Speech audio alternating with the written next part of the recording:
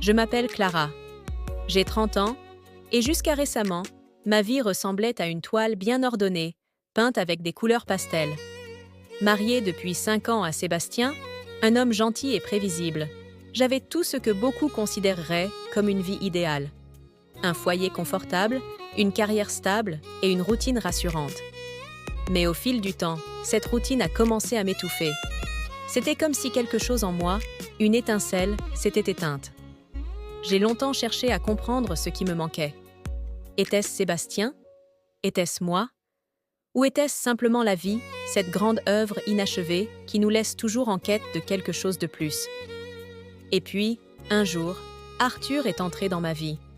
C'était lors d'un vernissage d'art contemporain où je m'étais aventurée seule, cherchant un moment d'évasion. Arthur était là, grand, imposant, avec une présence magnétique qui illuminait la pièce.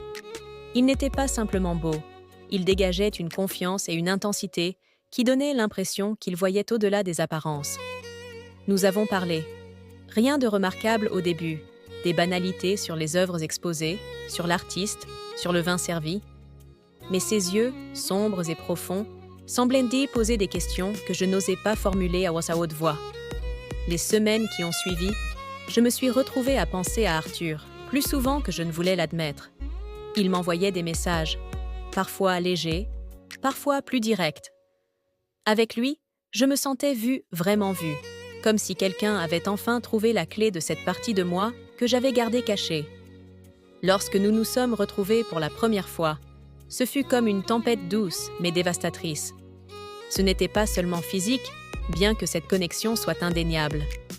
Arthur prenait le temps de m'écouter, de comprendre mes silences et mes hésitations.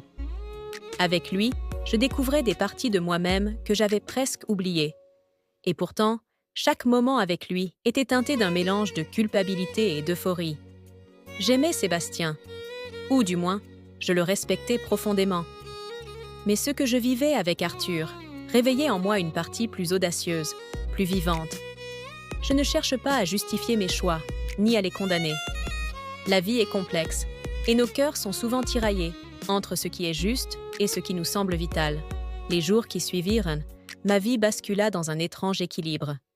D'un côté, mon quotidien avec Sébastien continuait, immuable et rassurant. Il était toujours cet homme attentionné et prévisible, celui avec qui j'avais construit une vie. Mais une part de moi flottait ailleurs, suspendue dans ces instants volés avec Arthur. Chaque rencontre avec lui était comme une vague qui déferlait sur mes certitudes.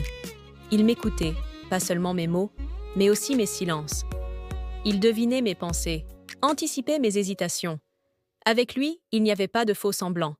Il me demandait souvent « Qu'est-ce que tu veux vraiment, Clara ?» Pas ce que tu crois devoir vouloir, ce que toi, tu désires. Cette question me hantait. Qu'est-ce que je voulais? Était-ce cette passion, cette intensité que je vivais avec lui?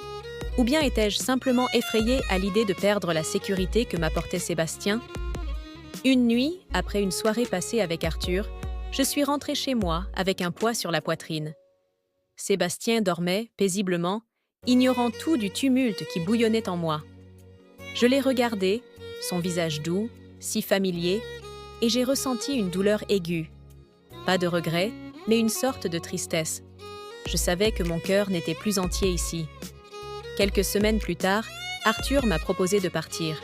« Pas pour fuir », m'a-t-il dit, « mais pour te retrouver. » L'idée me terrifiait et m'excitait à la fois. Partir signifiait tout abandonner. Sébastien, notre maison, nos souvenirs.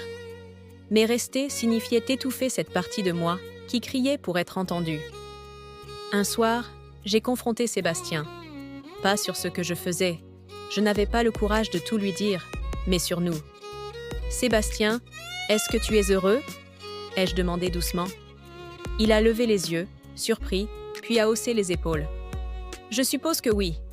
Pourquoi? Toi, tu ne l'es pas ?» J'ai senti les larmes monter, mais je les ai retenues. « Je ne sais pas, » ai-je répondu. « Je crois que je me suis perdue quelque part en chemin. » Son silence était lourd. Je savais qu'il sentait quelque chose, mais il n'a rien dit, peut-être par peur de ce qu'il pourrait découvrir. Avec Arthur, les choses étaient différentes. Il m'a toujours dit « Je ne veux rien imposer, Clara. Mais si tu veux te libérer, il faut que tu sois honnête avec toi-même. Et c'est ce que j'ai décidé de faire. J'ai pris une semaine, loin de tout, seule, pour réfléchir. À Sébastien, à Arthur, à moi. Chaque pas que je faisais sur cette plage isolée était un pas vers une décision que je redoutais. Le dernier soir de cette retraite, face au coucher de soleil, j'ai enfin compris. Ce n'était pas une question de choisir entre deux hommes. C'était une question de choisir entre deux vies. Je suis rentrée. Sébastien m'attendait, inquiet mais patient. Je l'ai regardé dans les yeux et, pour la première fois depuis des années, je lui ai dit la vérité. Pas tout, mais assez pour qu'il comprenne. Avec Arthur, ce n'était pas terminé. Mais ce soir-là, j'ai décidé qu'avant de continuer quoi que ce soit, je devais d'abord me retrouver. Moi.